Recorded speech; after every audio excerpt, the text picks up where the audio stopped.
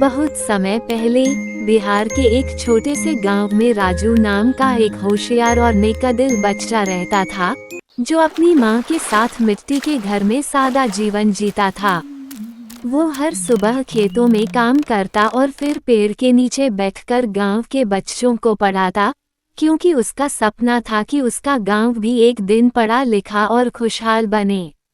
एक दिन जब तेज बारिश हो रही थी, राजू जंगल से लकड़ियां इकट्ठा कर रहा था। तभी उसकी नज़र एक पेड़ की जड़ों के पास कुछ चमकते हुए बिंदु पर पड़ी। उसने क्यूरियोसिटी में मिट्टी हटाई तो वहां से एक सुनहरी रोशनी में चमकती जादुई पेंसिल मिली, जिस पर लिखा था, जो भी तुम इससे बनाओगे वो असलियत बन जाएगा। पहले तो राजू को विश्वास नहीं हुआ, लेकिन जब उसने जमीन पर एक सेब बनाया और वो सचमुच असली बन गया, तो उसकी खुशी का ठिकाना नहीं रहा।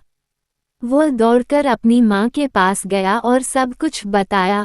माँ ने मुस्कुराकर आशीर्वाद दिया और कहा, बेटा, इसका उपयोग सिर्फ अच्छे कामों के लिए करना। उस रात राजू ने बच्चों के लिए स्लेट और किताबें बनाई और अगली सुबह गांव के बच्चों की आंखों में चमक और मुस्कान थी।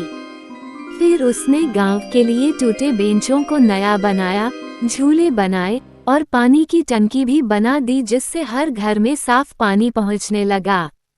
अब पूरा गांव बदलने लगा था और सब राजू को राजू बाबू कहकर प्यार और सम्मान देने लगे। लेकिन जहां अच्छाई होती है, वहां लालच भी पीछे नहीं रहता। गांव के लालची जमींदार ठाकुर सिंह को जब इस पेंसिल के बारे में पता चला, तो वह सोने की थैली लेकर राजू के पास पहुंचा और बोला, ये पेंसिल मुझे दे दो, मैं तुझे बहुत धन दूंगा। राजू ने शांत स्वर में जवाब दिया, माफ कीजिए ठाकुर साहब, ये पेंसिल बेची नहीं जा सकती, इसका उपयोग भलाई के लिए ही होगा। ठाकुर सिंह नाराज होकर चला गया, लेकिन उस रात उसने अपने गुंडों को भेजा ताकि वे चुपचाप पेंसिल चुरा लें।